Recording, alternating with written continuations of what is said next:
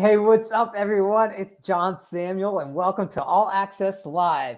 And today we got a very special guest. We have Billy Wolfe, who is an Abler Works intern candidate and also known as our Linux guy in the program. So, what's up, Billy? Welcome to the show. Hi, John. Thank you so much for having me. It's an honor and a pleasure to be here. No, I'm super excited to have you because I think you may be the first Abler Works candidate or intern that we've had on the show. And it's something that I've been really wanting to do and highlight. So, you get the honor of, I think, being the first one. So, welcome. And I'm so excited to learn more about you. So, Billy, do you mind sharing a little bit about yourself, kind of your background, and we can go from there? So, I come from a Linux background. I switched to Linux back in 2007, and Hmm. I have two college degrees. One is broadcasting, and the other is computer programming. Nice. I do a lot of work with open source and free software, and I do Raspberry Pi images under my name, Stormux. Stormux. What is that? Is there any meaning behind that name? Um, I have a nickname. A lot of my friends call me Storm Dragon, and then I worked for F123 Light for a while, Okay. and they lost funding, and the owner asked me to take up the project because it's more than about making a paycheck. It's about changing lives and making things accessible. And so I combined my nickname with Linux and came up with Stormix. Oh, it's awesome. No, it's very cool. So you talked about having this background in broadcasting and computer science. Kind of what drove you down a this road of getting into into Linux, open source, computer science? What was it in your life that really kind of drove that Um, purpose? I had some Unix classes with my programming, and I really liked the way things work. I like Hmm. the command line and seeing how all this stuff comes together. And then Windows Vista came out, and we had a lot of compatibility issues and didn't really want to go buy a whole lot of new computers. And we did have one new laptop, and every time we would put antivirus software on it, it would unregister. Okay. And we tried like six different ones, and every single one of them it would unregister and have to go put in the product key, and then it would say it was invalid. And I was like, I'm just going to try Linux and see what happens. So I dove in head first. And in 2007, the accessibility isn't nearly what it is today. So it was quite the challenge. Yeah. And so a lot of people may not realize, but you are blind. And so have you been blind your whole life or did you lose your sight over time? Kind of what's your vision loss story? I was born blind. I have a little bit of light perception, but it seems to be getting somewhat worse. Last time I went to the eye doctor, I was, they said I have cataracts. Okay. And I couldn't help it. I was like, "Oh no, does this mean I'm gonna go blind?" And they were just shocked and, it was Yeah. very funny to watch them. Yeah. But as a young person, you grew up in Western North Carolina, is that correct? Or where did Yes. you grow up? Yeah. So, growing up as a blind young person and, you know, how was your access to technology? Did you have access? What got you into technology? Maybe take a deeper dive into that. Um, I started playing on the computer when I was probably in first or second grade. I don't even remember which one it was. Um, my screen reader at that time was classmates. They would read what was going on. We Yeah. used to play Oregon Trail, Yeah. write some stuff. I didn't know how to type back then, so someone would type for me. And then I went to a summer school program and got my first access to an actual Apple IIe with speech on it, and wrote my first program, which was Hello World, typical first program. Yes. And I spent hours writing 10 print this, 20 print that, and making little stories and things like that. And it just progressed from there. That's really cool. I love the fact that your first screen reader were your classmates as a first and second grader, right? It's amazing to find that. And did when you got your first Apple IIe with a screen reader, like how did that make you feel? Like, did it give you a sense of independence, or because that must be a unique feeling? It was very inspiring. I actually got in trouble for sneaking into the computer class and playing with the speech and writing programs and staying after school and not going to the dorm when I was supposed to because I Yeah. ended up going to that school for several years and yeah it the the most trouble I got into was neglecting things for the computer. Yeah. I wrote games and I even tried my hand at graphics and they actually came out okay on it. Oh, nice. You know, how does it feel to be someone who's blind in computer science? How does that feel? Like, what is that? You know, how did you experience that? Like, were people welcoming of you in the field? Was it something that you had to break down barriers or kind of change the perception of folks? I've never really had problems with barriers from people. Hmm. The actual software sometimes, when I tried Visual Studio way back in the day, it was not very accessible at all. But I had people in class volunteer to type in my programs for me and read the screen when my screen reader failed. And then, of course, as soon as I got my degree, like within half a year, the whole thing was more accessible than it was my whole time in college. Yeah, isn't that the case? You know, like for me, I didn't know anything about a screen reader when I was going through um, undergrad or in grad school, and once I got access to a screen reader, for me, it opened up a whole new world, and I was like, oh man, I wish I could go back to school and experience it as a screen reader. And for me, that was accessible, right? More accessible than trying to use my weakest asset in my eyes. But you know, we've been talking about accessibility. You know, you have been a candidate in the Abler Works program. What drove you down to get, start training in the Abler Accessibility Analyst course? Um, when I first finished my college degrees, I thought, I'm going to go out and get a job and make lots of money. Yeah. um, Not so much.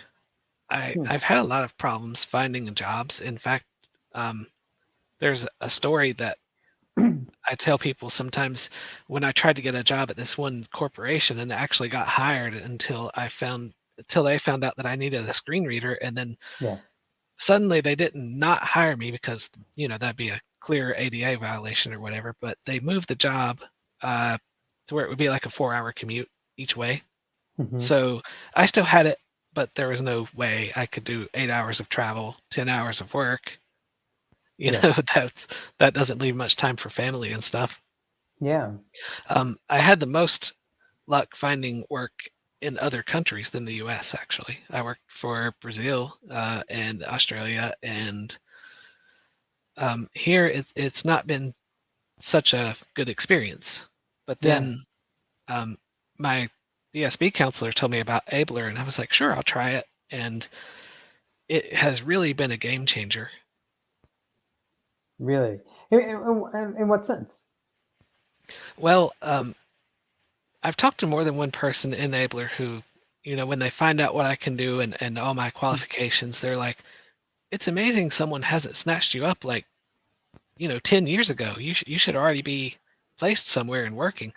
But Abler it's more than just a course for, learning the information. It's an all around. There were some weak points. I didn't advocate for myself very well, I guess. Hmm. And my resume could use some improvements and it's been fixed up. So it's like an all around thing. And Yeah. I think now that I've been an enabler, finding a job will be much easier because I know what to do. Like before I had the skills, I just didn't really know how to put them out there in such a way that people could find me that might be interested, or I could find people that I might be interested in. And so the program it's just amazing in like every single facet. It's really changed everything. Billy, you don't know how good this makes me feel, and just happy and sad at the same time, because you're right. You're one of those individuals who has you have the skills. When we focus on the skills of individuals rather than the package on the outside, you have it, right? And I'm glad that you were able to come to Abler, get that experience and the training, and kind of help you bundle those. And I'm confident you will find a place where you fit. But you're one of the main reasons why I'm. This is where I find my most purpose in Abler Works and really trying to help people with employment. Um, and so for those potential employers out there who may be looking, what would they get in a Billy Wolfe if they hire you? Um, well, I'm very dedicated. I was filling out some of the paperwork that for the internship for Abler, Mm-hmm. and one of the questions I had some friends on. I was chatting with them, and one of the questions was, "How would you describe yourself?" And it was a combo box that had like loyal, goal driven, a few other things. And Yeah. my friends popped up and they were like, "You got to put loyal as the first one. That's your number one quality right there. Because once you get attached to something, you go 2,000%. You never Mm-hmm. give up. You stick with it." And I said, "Okay, fine. I'll put loyal first." Because yeah, I when I attach myself to something, it's all or nothing, you know. Yeah. Based on what I'm hearing from you right now, something that sticks out to me about what people are going to get in an employee in you is resiliency, that ability to bounce back, right? You have had to deal with, you have the skills, but haven't, you get a chance. And a lot of people, when they move that job away, would have, could have just like crumbled and taken a step back. But rather, you bounce back. And I think resiliency is one of those skills that every organization wants. They want somebody who is resilient, can take the psychological punches and stay up. And so I think that resiliency plus your loyalty makes you a wonderful candidate. So, what would an ideal employer look like to you, though? Um, I like being given a problem and Mm-hmm. then figuring out how to solve it on my own. I do like having that safety net there of someone where I can go say, I don't really understand this. Can you explain it? But for the most part, I really like to be given challenges that I can overcome and just turn loose on. I don't like much supervision. I just like get this done by this time. And if I don't know how, I usually learn it. Um, and I rarely ever have to ask for help. That's good. I mean, you're a problem solver. Again, one of those skills that organizations are looking for. And, you add that in with all your other things, you got a really good toolkit of skills that I think any organization would love. And, another thing I think is that you're not just a technical person, right? You also have a lot of interest outside of your your day to day. And one of them, if I'm not mistaken, is like, are you a balloon? Yeah, like a balloon animal artist. What's the deal with this balloon animal or balloon art that you do? Yes, I do balloon art. I like doing festivals, birthday parties. Just the happy kids is why I do it. I mean, I do get paid for some of it, but it's mostly about the kids laughing and having their fun with you know, there's this one little one that barely could see over my table, Yeah, and she just looks up and goes, "Teddy bear." And so I make this teddy bear and I hand it to her, and she goes, "It really is a teddy bear." And I mean, just things like that is so awesome. It just makes you feel so good to make these kids so happy and hear the laughter. And I really do have a lot of fun with that. that's awesome.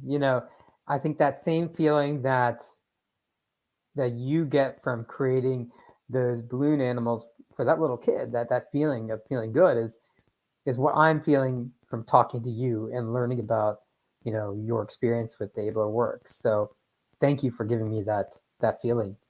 You know, That's awesome. you know, and for any candidates out there or potential candidates or people who may have been in your shoes like 3 4 months ago, what advice would you give to them about joining the Abler Works?